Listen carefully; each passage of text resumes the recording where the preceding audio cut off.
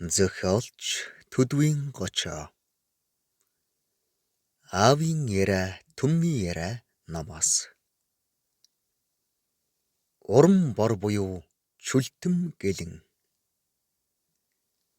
Энэ яриаг аавд цагаан хайрхан сумын нэрт хувраг Сангажав гэж ном эрдэм ихтэй гавж хүн ярьж өгсөн гэдэг. Гэндэм баяны харамч данх.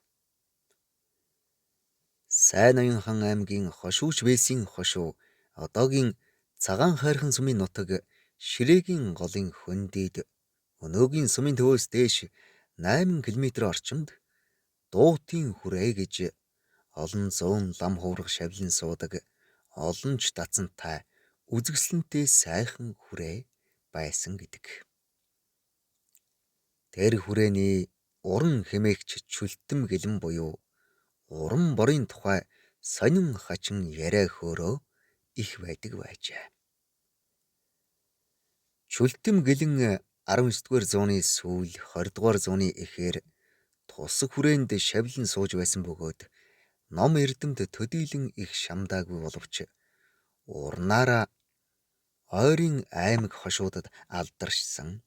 Ялангуяа уран дарахныхаа талд онцгой уран хүн байжээ. Тэрээр хоёр шавийнхаа хамтаар хуучин зэвтэй төмөр зэс гуйл цуглуулан нэгэн тусгай сарвчанд овоолж орхидог бөгөөд тэдгээрээ дахин хайлуулж гөлмөн төмөр буюу зэс гуйлан хуудас хавтан сувмал болгон боловсруулдаг байв. Төмрийг хайлуулахдаа гантай төмөр махан төмрийг ч гаргаж авч чаддаг. Нэг ёсны бага аврын төмрийн үйлдвэртэй байсан гинэ. Тэр маш эрт үеэс 100 яндан хийж эхэлсэн бөгөөд Чүлтэм гэлэнгээр 100 хийлгэх захиалга их ирж байсан тул Ширээгийн голын айлууд хамгийн эрт тулга тулхаан болцгоож гэр орн нь утаа тортгноосоо салцгаасан гинэ. 100 нь элдэв хээ хуаар эсвэл савхтай байх бөгөөд маш гоё өнгөлөг байх агаад захиалсан 100 авахаар очсон хүнд нэг хуучин хадаг өгөөд арчаад үз. Хадганд юм торж байвал өнгөлгөө нь дутуу байна гэсэн үг. Галга боломт чинь ямар ч өөр сэвгүй байх учиртай шүү гэдэг байсан гинэ.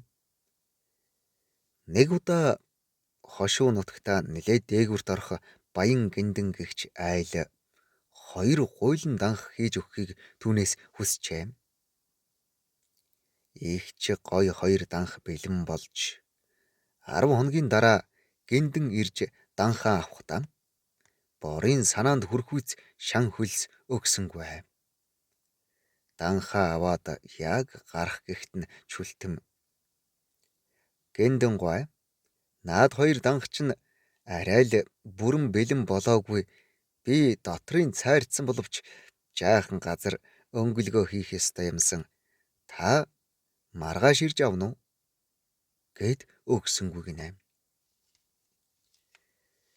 Маргааш нь 2 гоё данхаа авч харьсан гиндэнгийн харамч дуу эхнэр нь шин цай чанаад 2 данхаа дүүргэж нөхөртөө дээжлэн өгчээ. Гэтэл нөгөө данхтай цайнаас 2 аягийг хийж авсны дараагаас эхлээд нөгөө данхны цорго нь бүсгүй хүний хоолоогоор одоо боль одоо боль гэл цайн тасалдаж гоожод байх бөгөөд 2 дахь данх нь болохоор бас л 2 аяг дундарснаас хойш эр хүний хоолоогоор дээрхийн адил үглэж цайгаа пол хийлгэн тасалдуулж гоожуулдаг болчихсон байсан юм гэдэг. Бас нэг айлд уран борын хийсэн хаалганы хөлс нь багдаж дэм. Тэр хаалганы нугсан чахран дуугарч онгойх тоолондоо уран борын хийсэн хаалга гэх бөгөөд хаагдахдаа хөлс нь багдсан хаалга гэж хэлээд байдаг байсан гэх хууч яриач байдаг юм. Хаалгыг удаан нээж хааваас их ойлгомжтой тод хэлэх бөгөөд хурдхан нээж хаавал юу гэж хэлж байгааг нь сайн ойлгогдохгүй шулганчихдаг байсан гинэ. Тухайн үед уран чүлтэн буюу бор ханын хөхөөтэй цагийг яг дуурайлган хийж тэр нь огт алддаггүй байсны дээр гаднах хэв загварыг өөр өөр Монгол хэв загвараар бүтээж байсан бөгөөд ихэс дээдэс тэрч бүхэл 8 дугаар богд жавцсан дамб хутагдаж хүртэл түүний хийсэн цаг хэд хэд байсан гэдэг. Учир нь богдод бат оршил өргөх үеэр бороор захиалан хийлгэсэн цагийг дэлв хутагт засагтхан зоригт ноён болон уран чүлтэм өөрөө тус бүр нэгийг бэлэг болгож нэг өдөр өргөж байсан бөгөөд өөрийнх нь богдод зориулан бүтээсэн тэрхүү цаг нь бусдаас нэн гоёмсог байсан гинэ. Уран чүлтмийн хийсэн лааны суурийг саяхан 1965 онд шиг санаж байна. Би аав маань өөрийгөө хэлж байгаа хэрэг. Цагаан хайрхны хангайн бууралгойнд олж үтсэн бөгөөд тэрхүү лааны суур нь бүтэн орслаа яг далд ордог тийм урт эд байлаа шүү дээ. Лаг суурьнд хийсэн үед дөнгөж үзүүр голн цухиж байхаар байв.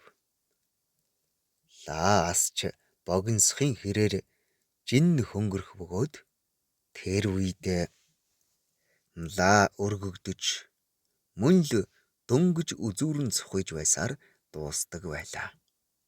Өөрөөр хэлбэл доороо лааг өргөж байдаг тийм сайн тохируулсан бүрштэй. Энэ нь лааны тос гадуураа хайлж урсан гоожиж хий дэмий үргэдэхгүй лаа бүрэн шатаж зөвхөн гэрэл гарах үүргээ 100% гүйцэтгэнэ гэсэн үг. Бүр тэр суурин дээр лааны тос тусвал тосох тийм зориултын суурьчгүй зүгээр л тогтоох төдий суурьтай гоёмсог бариулттай байж билээ. Лааны суурийг тэр айл лав 50 жил болоход чанараа алдаагүй байгаа болох тухай ярьж байсан бөгөөд би тэдэнд уг нь аймгийн музейд л өгчихмөр ид байна да гэж байсан боловч тэд түүнийг өгөх шинжгүй их хайрлаж байсан юм. Зохиолч Төдвийн Гочоо. Аавын яриа түмний яриа номоос. Уншсан Эрхэнбаярын Батторж.